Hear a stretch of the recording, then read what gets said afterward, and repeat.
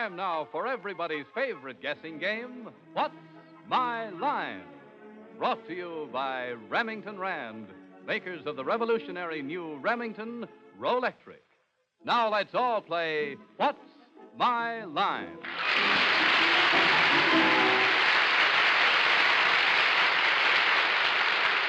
And now let's meet our award-winning What's My Line panel.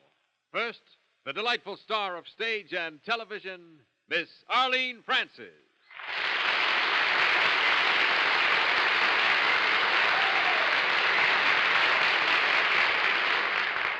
And now, the main reason for all the laughter at the musical Little Abner is Jubilation Tea Corn Pone Stubby K.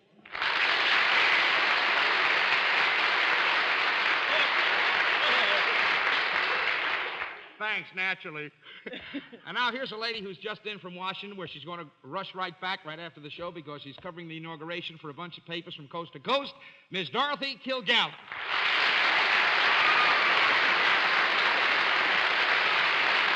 Thank you, Stubby. And now our publisher, panelist, and also columnist for this week, Bennett Cerf.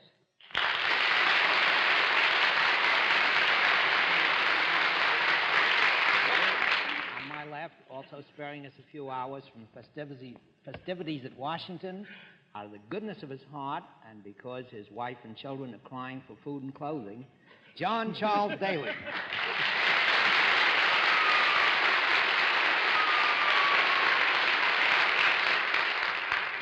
Yes, actually, Miss Dorothy and I have been down in Washington for the inauguration. It's a lot of fun, but I got some news for Bennett Cerf, too.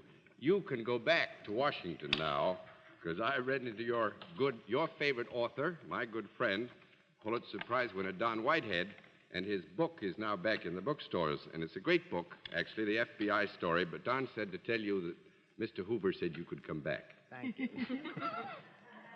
I dare you. Good evening, ladies and gentlemen. Nice to have you with us, and nice again to have some very interesting occupations with which it is my hope we can stick the panel tonight. We'll also have a famous mystery guest before my friends a little bit later in the show, but now let's meet the first contestant. Will you come in and sign in, please?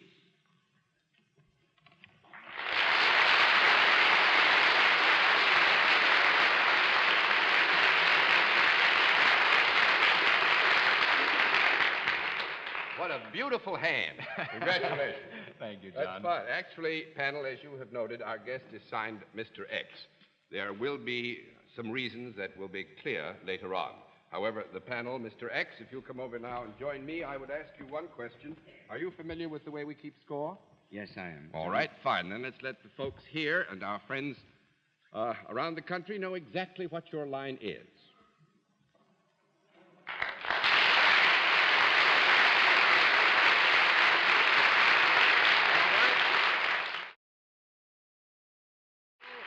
To give you some help, Mr. X is salaried, and let's begin the general questioning with Miss Arlene Francis. Mr. X, do you do whatever you do out of doors at all? Yes? Is your name X for now because it is a name that we might have seen in the newspapers? Yes? Have you done something of particular merit that has put you in the papers beyond and above being a performer? Yes, I would answer the question, if I may, because I think it might embarrass Mr. X. He distinguished himself very markedly, and as a result, he was in the papers sometime. Yeah? Are you ever off the ground in your job?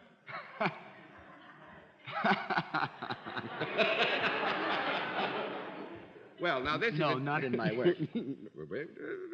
This is not to say, actually, that we want to give you a negative answer, which you Not haven't much. earned. We would have to admit that in this age of modern communications, I think Mr. X perhaps might get off the ground, as we all do at one time or another. And also, John, sometimes you face problems that practically take you off the ground. Thank Now, you, if Mr. that X. isn't sufficiently confusing, you can go on.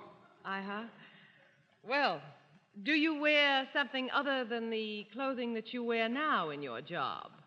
Sometimes, yes. Would it be considered in any way a uniform?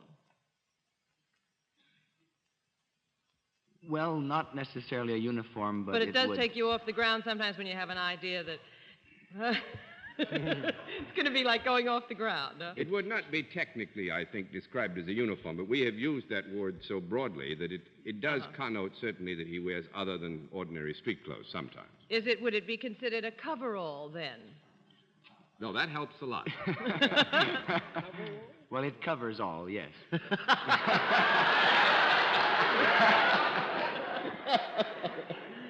It does cover all. Well, do you have anything to do with a technical kind of job?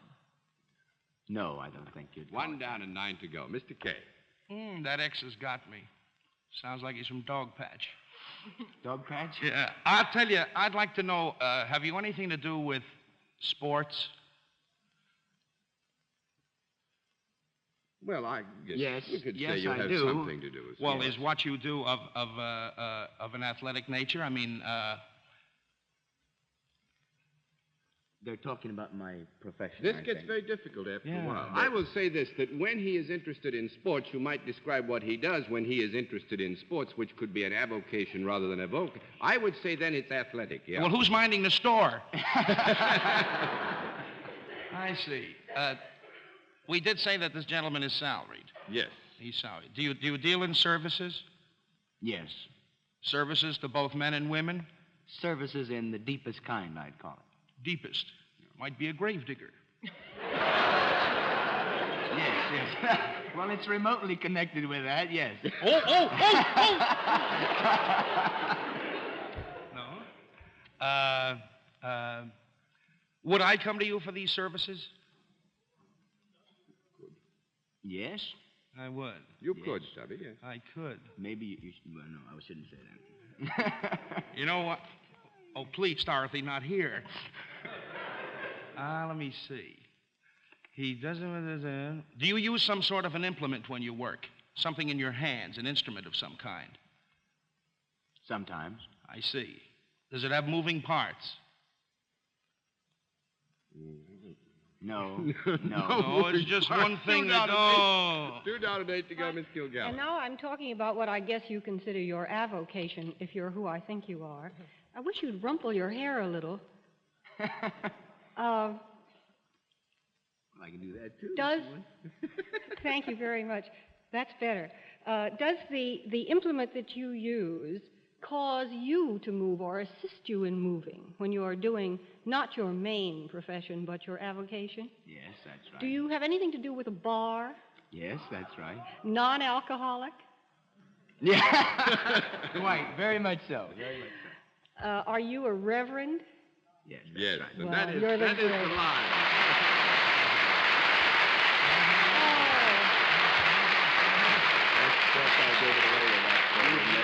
Remotely concerned. Reverend Bob, you sure did. You gave away a lot. I ought to take you to task. Reverend Bob Richards, Methodist minister, and also one of the great shining lights of the athletic world. Oh, if you've known the times I've had my heart in my mouth watching you go over that bar, and you always make it, too. Actually, I think we ought to rush in here to say that Bob Richards is perhaps the greatest pole vaulter there is in this world today. Won the Olympic medals for us in 56. You did it in 52, didn't you? That's right, John. And another distinction, by golly, I think we ought to put them all on the line. He has, this weekend, I believe, been formally notified that the Junior Chamber of Commerce has picked him as one of the 10 outstanding young men of the year. Is that right? That's right. They picked well. I know one Oh, thing. you felt the greatest smile when somebody else... Reverend Bob, I know this is, you're going to give this away, so we'll flip all the cards. Get them all over there. And I would thank you very much for being our guest. Hope you had some fun. You seem Oh, to John, did. I've enjoyed this program a number of times, and Dorothy's too keen, I can see that. But may I say, you've had your mouth open watching me jump. I've had the same reaction watching the program. Oh, Oh, thank you thank so you. much. Thank you very It's been much. very... Nice to have you with us. John, would you mind if I make one correction? Yes, sir. They've been calling me a Methodist minister, and I love the ministers, but I'm really a minister in the Church of the Brethren. A minister in the Church of the Brethren. Actually, my work is with all churches, but I think we ought to be technically right. Right, and I'm sorry if I made the error. As a matter of fact, I would like whatever funds are here to go to the Church of the Brethren, relief for the Hungarians overseas. Sir, we'll see that it's done. Thank you very much. Thank you, sir.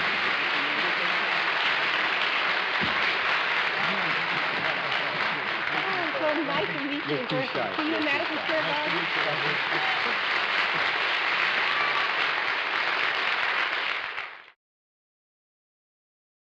Well, I thought we were going to fool the panel that time completely. We didn't do it, but perhaps we can do it now. Let's have another challenger. Will you come in and sign in, please? Right there.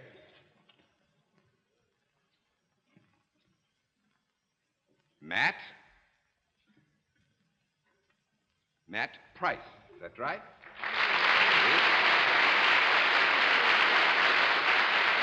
Is it Mrs. Matt Price?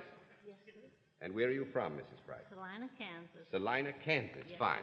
This is our panel here, formidable, but don't be frightened of them, because I'm here with you. Will you come over here and sit down with me, please? And, Mrs. Price, do you know how we keep score? Yes, I do. Fine, then let's let everybody here and out there know exactly what your line is, all right?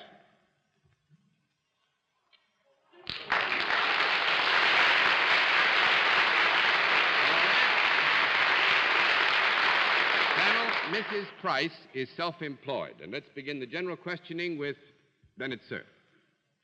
Mrs. Price, I guess we can rule out pole vaulting in your case, can't we? You're self-employed. Do you do what you do in or about Salina, Kansas? Yes, sir. Could you do it equally as well another place? Yes, sir. Would you call what you do service? Yes, sir. Do you perform the service at your own place of business or home, Yes, sir. and people come to you? Yes, sir. Do both men and women seek your aid, your services? They Well, could. Yes, they could, Bennett, and so that there's no confusion of it, the application for the service comes to Mrs. Price's home.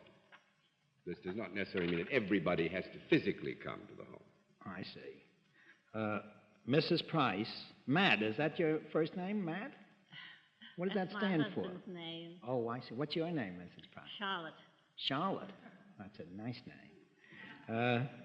Do you have anything to do, whatever, with animals? No, sir. 1 down and 9 to go, Miss Francis.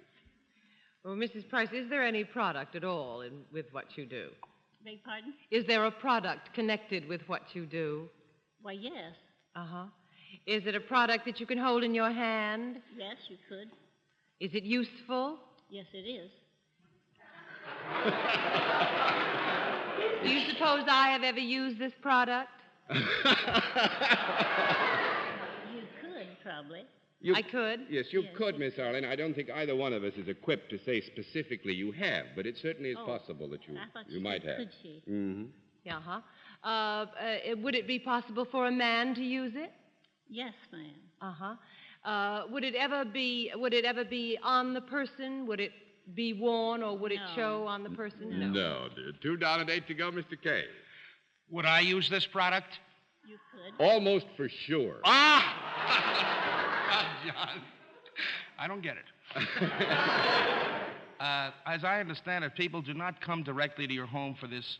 No, actually, Stubby, what I It's meant the to convey was they could, but it isn't absolutely. The application for the service would come. Would be directed That's to right. Miss Price, I say, Mrs. Price. Is this a product that improves one's appearance? No, I'm afraid not. 3 down and 7 to go, Miss Kilgallen. I don't know why Stubby would use anything that didn't improve him. Love this girl. This is a tangible item, Yes. Yes, it is. not something like a joke or something. No, it's tangible. All right. Is it solid rather than liquid? No. Oh, yes, it is solid yes, rather it's than liquid. solid, Yes. not liquid. Would you Yes. find it in the home? You Well, could. you could, yes.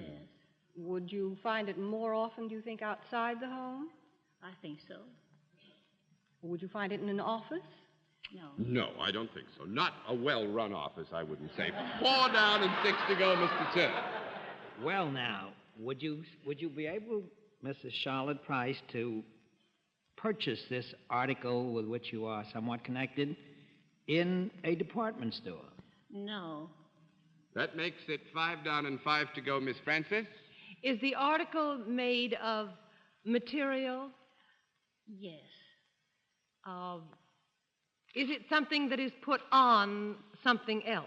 Yes. Would it be something that you could make with your hands? Well, yes. Uh-huh. Do you? Yes. Would it be anything like in the antimacassar family? Antimacassar? I just knew the word, that's why I wanted to say it. It's so sweet. Unless it's Grandma Moses in disguise over there. No antimacassar. No. 6 down and 4 to go. I'm going to give you 1 minute because I don't think you're close. Mr. K? Yeah, well, Mr. Bailey. No conference was called, Conference, Miss a small Gilgal. conference? You want Could we 10 call? seconds 10 for a seconds. conference. Could we call for one? Because I just had the most terrible thought. All right. 10 seconds. It's not possible, but do you think this lovely lady could make shrunken heads?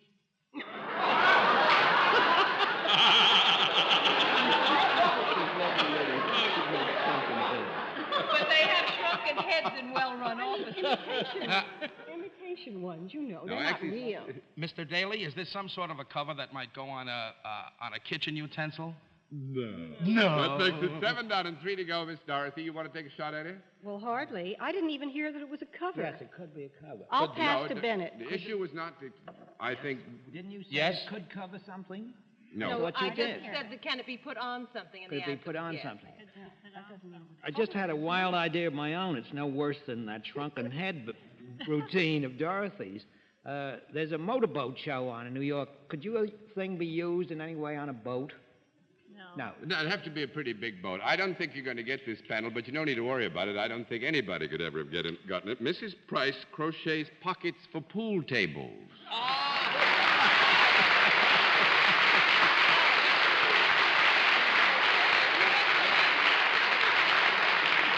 And just to get the record in, Mrs. Price has been doing it since 1938. You do it for Brunswick Balk Colander. And they order them for Mrs. Price at home, and she has some people help her, and she makes these things. Arlene was very close, John. Yeah. Maybe it has nothing to do with anti-Macassar, but my uncle Macassar plays pool all the time. That's all. Don't you believe it. Mrs. Price, we hope you had fun. It was lovely to have you with us. Well, I'm certainly glad to have met you. And Thank glad to you. be Lovely here. to see you, ma'am. Thank you. Good night. In just a moment, we'll meet tonight's mystery guest, but first, here's Dick Stark with a message from Remington Rand. Heavy beard, hidden beard. Now, one, the Van Dyke, is so obvious you just can't miss seeing it. The other, the hidden beard, you can't see because it grows just below ordinary shaving level. Now, over here, we have a giant model of the only shaver that can shave both the heavy beard and the hidden beard in absolute comfort. The new Remington Rolectric. The Rolectric can shave the heavy beard because it has these 3 large double shaving heads. That's more live shaving area than any other shaving instrument. And the Rolectric can shave the hidden beard because it's the only shaver that has these roller combs. These roller combs actually roll the skin down and comb the whiskers up into the shaving heads. And now, let's watch the Remington Rolectric shave. Now, here it is shaving that heavy beard, which we just saw, shaving it off in a matter of seconds. You know, some of my alleged friends have said, oh, this must be a trick. That's just a fake beard. Well, I want you to take it from me. That is not a fake beard. It's the real thing. Jim Coburn grew it just to shave it off with the Rolectric. And as you know, chin whiskers are the toughest of all to shave. And there is that heavy beard. And it's gone in a matter of seconds. Now, that is quite an accomplishment. Meanwhile, our friend with the hidden beard has been shaving just one cheek. Now, watch this. Here he is shaving just one cheek with the Rolectric. And pretty soon we can tell if the hidden beard is gone on that Rolectric cheek by comparing the soft sound of the cheek shaved with the Rolectric with the scratchy sound of the cheek which merely appeared to be clean shaven. On the Rolectric side, the hidden beard is gone. So now you know that the Remington Rolectric can shave both the heavy beard and the hidden beard in absolute comfort, which means it can shave your beard, no matter how tough it is, and give you a longer-lasting shave all day. I wish you'd prove that for yourself by picking one up on the 15-day home trial. you'll find that most dealers will allow you a whopping big $8.50 trade-in on any of the 5 nationally advertised electric shavers. You'll also find that the new man-size Remington Rolectric will give you a pinch of a shave. And now we come to the special feature of our program, the appearance of our mystery celebrity, for which my friends on the panel are blindfolded. Are the blindfolds all in place, panel? Yes, sir. Good. Will you come in, mystery challenger, and sign in, please?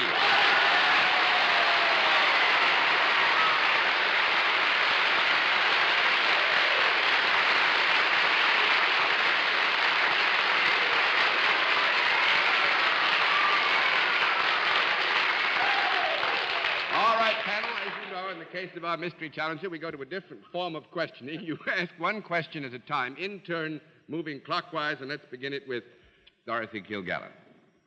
Are you funny? Well, on occasions. Mr. Cerf? There are echoes of that voice that sound familiar, but I'll let it go around once. Wait a minute. No, I want to say I want to thought say you a said question. you wanted to let it go around, Bennett. Well, I'd like to ask a question. All right. Have you ever appeared on television? Yeah. Miss Francis?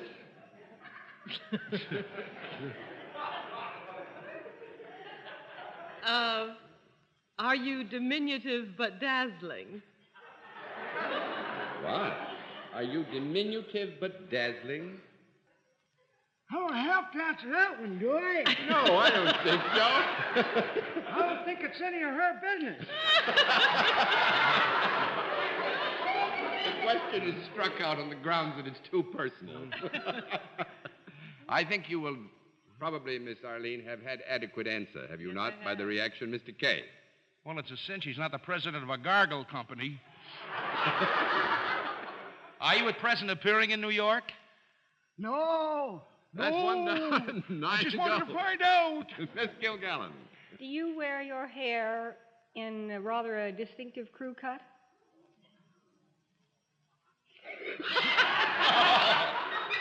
I think this game is rigged.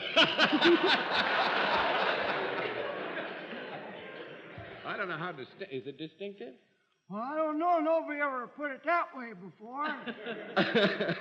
I would have to say it is a crew cut. Mr. Cerf? Is your television show so good that it even survived an appearance by me on it once? Well, we fought our way back.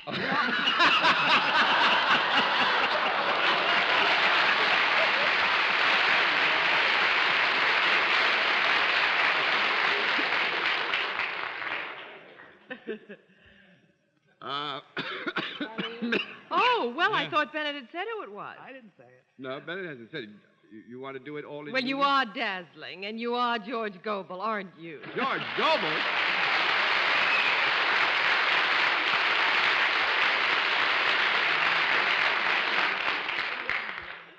That was real fun, but I don't think we fooled him very hard. No, I should say not. I guess I'm not shifty enough for this show. Bennett, did you hear echoes of George from when you went out and did the show with him? The minute I heard he was coming to New York, I said, gee, I hope he pays us a visit, so I've been kind of waiting for him. Yes, Dorothy. I thought he was funny when he came out because I heard the audience tittering. What did he do? Did he do some funny little step or something when he came out? He signed himself in as Forge Fogel. Well, in case anybody was looking, you know, if they were peeking. I figured it wasn't some dignified elderly lady. I'll go along with that. George, you are in New York, if memory serves me well, because you're going to give us the pleasure of working in our vineyard rather than the West Coast for a while. Yes, that's right. We're going to do 3 of our shows from here. You'll be here 3 weeks? 3 weeks. Well, this is good. I hope we can have a gathering of the clan. Miss Ann is in Washington. Miss Ann Giller, sorry, this is a mutual friend of ours. Oh. But she'll be back in the middle of the week. Perhaps we can all gather. Well, that'll be swell. We'll do something. We'll try to figure out some way to get in trouble or something, maybe. We'll make it. We'll make it. George. Thanks very much, thank George. you.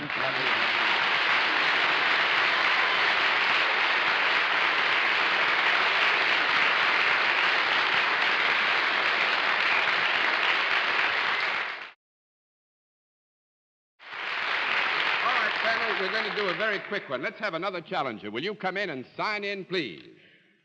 Here's my kind of man now.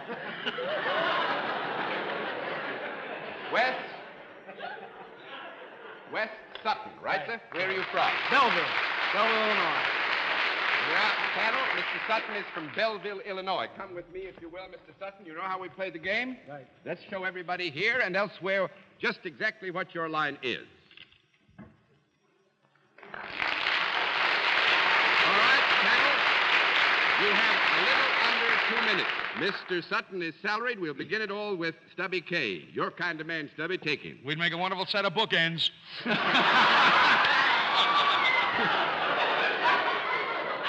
Belleville, Illinois. Do you deal in services? Yes, I do. Uh-huh. Services to both men and women? Yes?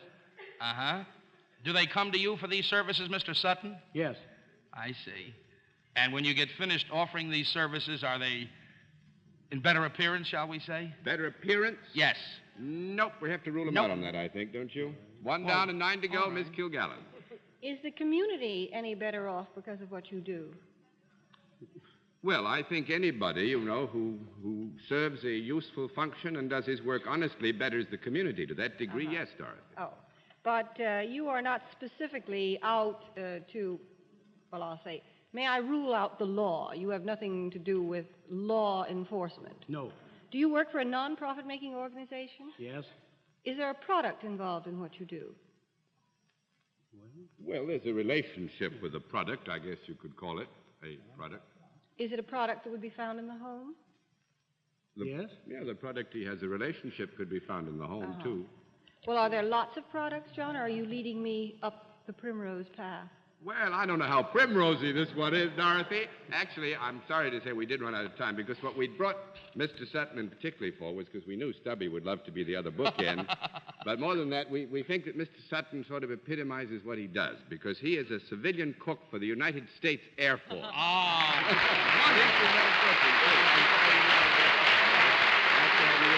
You get the whole business because we own the time. Yeah.